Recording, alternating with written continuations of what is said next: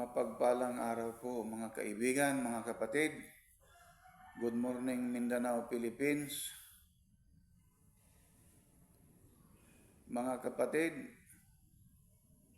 mga kababayan, mga kaibigan, alam na po nating lahat kung ano ang mga nangyayari sa mundo ngayon. Lalo na po dito sa ating bansa ng Pilipinas. Ang mga kaguluhan po ba na nangyayari ngayon, nakasulat po ba sa banal na aklat noong ipagamit pa po ang Biblia? Ang sagot, opo, nakasulat din po. Kapag dumating na ang mga digmaan, dumating na ang mga sakuna, ang mga kalamidad, ang pagputok ng mga bulkan, ang mga tsunami, at ang mga ginagawa ng mga tao ngayon, yun po ay, ang sabi po sa banal na aklat ay malapit na pong buksan ang pintuan. Yung pintuan po na sinasabing malapit na po buksan, ang pintuan ay uutusan na ng ating Amang Diyos, ang Panginoong Hesukristo, para huhukuman ang taong gumagawa ng mga kasalanan, kasinungalingan. Di ba po marami tayong naririnig sa mga balita, sa mundo ng social media, sa mga telebisyon, sa radyo, na may mga tsunami nangyayari sa iba't ibang panig ng mundo. May mga pagputok po ng bulkan, may mga matinding pagbabaha, at marami ang mga taong namamatay. Mga lindol. Marami ang mga taong namamatay.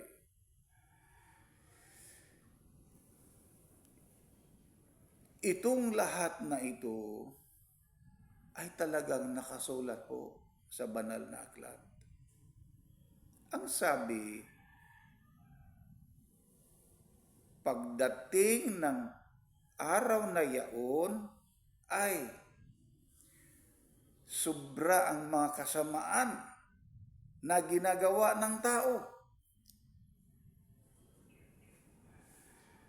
Nandiyan na po ang mga pagnanakaw, ang mga kasinungalingan, ang pagpatay ng kapwa-tao. Hindi lang pinapatay nila ang kapwa-tao, sila ay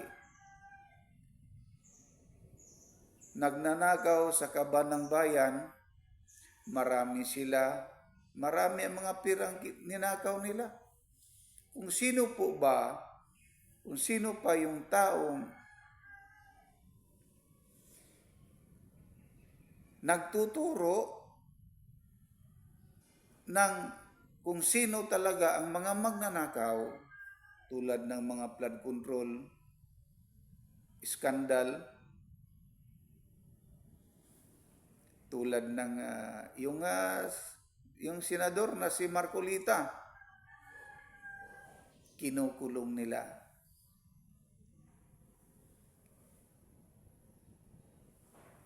Yung sa una pa pong panahon, sino po ang kinukulong na isang tapat na alagad ng ating Amang Diyos? Itong propeta na si Daniel. Kasi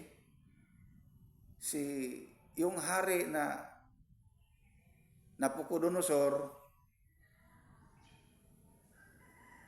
ayaw kasi ni Daniel na magsamba ng Diyos-Diyosan. Yung mga rebulto ba? Mga imahe. Kinukulong doon sa yungib ng mga leon. Yung mga leon na yan, gutom na gutom, akala ng hari na wala na, patay na, kinakain na si Daniel sa mga mababangis ng mga leon. Pagdating ng ikapitong araw, binuksan ng hari yung kulungan. Gulat na gulat ang hari sa kanyang nakita. Mga mababait, maamo na mga leon ang nakita niya at hindi na si Daniel. Tulad din yan ngayon na yung senador na Marcolita, pilit nilang ikinukulong. Tapos, yung anong kaso yun? Plunder? Yung plunder kasi, no bill ban recommended yan, walang piyansa ang ibig sabihin. Gusto nila na hindi na makalabas yun si Marcolita sa kulungan.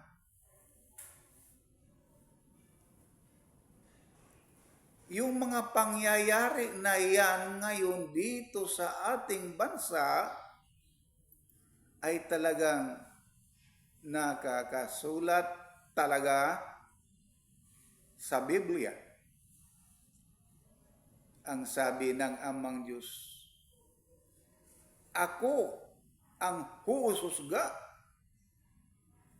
at ako ang magpapasya at ako ang hahatol sa inyo. Aba, galit na galit talaga ang ating Amang Diyos sa mga gawain na yan ng tao.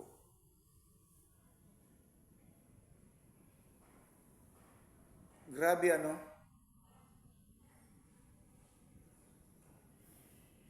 Pero yung mga magnanakaw na yan, yung hari na sinasabi na iyan, yun ang totoong utos ng hari. Kapag inuutos ng hari, kailangang sundin, huwag mong baliin. Kapag baliin mo yung utos ng hari na iyan, aba, talagang may kalalagyan ka. Yun ang mga nangyayari. Ang mga nangyayari ngayon, nangyayari na din noong una pang panahon.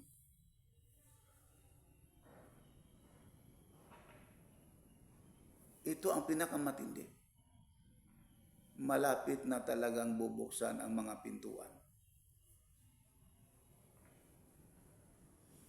Mayroon po ba tayong mababasa sa banal na aklat na nagsasabi ang ating Panginoong Hesukristo? Kapag nakita na ninyo itong mga palatandaan na ito, ano ito? Lindol, pagputok ng bulkan, mga digmaan sa iba't ibang dako, sa iba't ibang daigdig, sa iba't ibang bansa, sa buong daigdig. May mga pagbabaha, nasa mga pintuan na ako. Iyon ay utos o paliwanag o sinasabi ng ating Panginoong Hesukristo.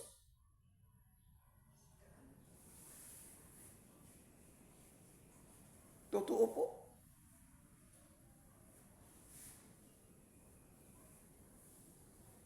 Naku po. Kapag hindi magbabago ang tao, talagang hindi siya maliligtas.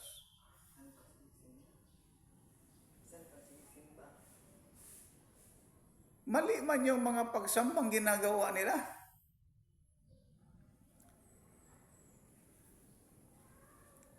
Ito namang iba't ibang mga relihiyon, marami ito sila Iglesia ni Cristo, Katoliko, Baptist, Seventh Adventist, Pilipinista, Born Again, Pentecostal, Saksi ni Jehovah, Fourth Watch, napakarami nila. Ano ang tawag nila sa ating Amang Diyos? Mayroon pang GIL.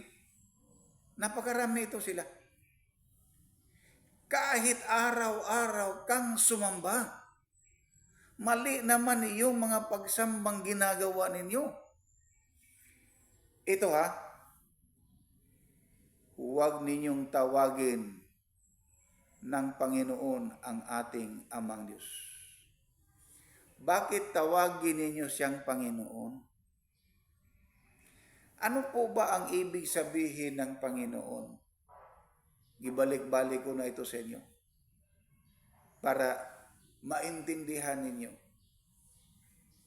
Ang ibig sabihin ng Panginoon ay tao.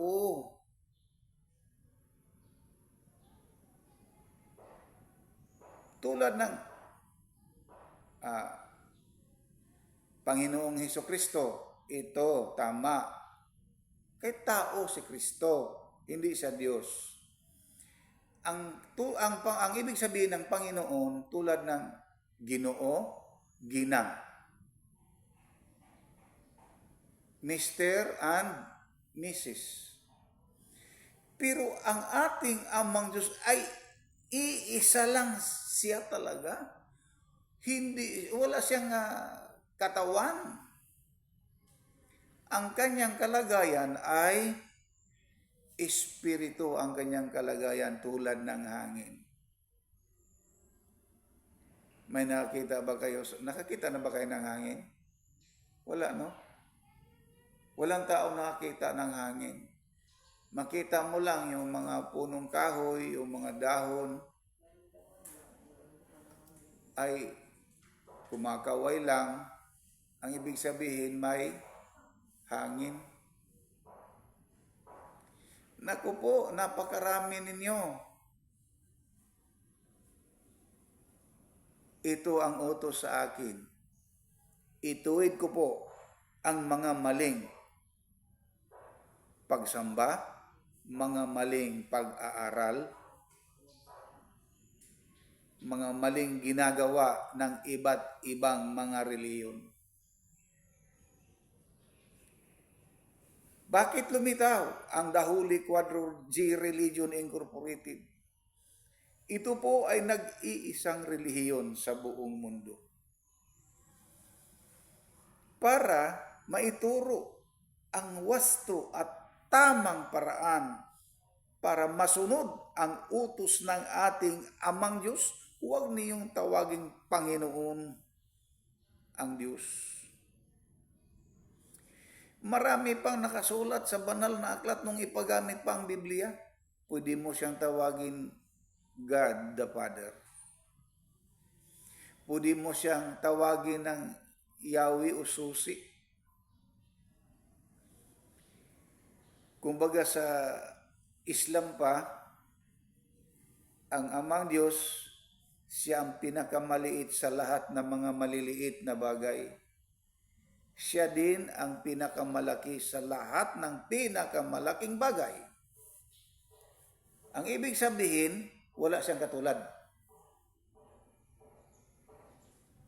Mali naman itong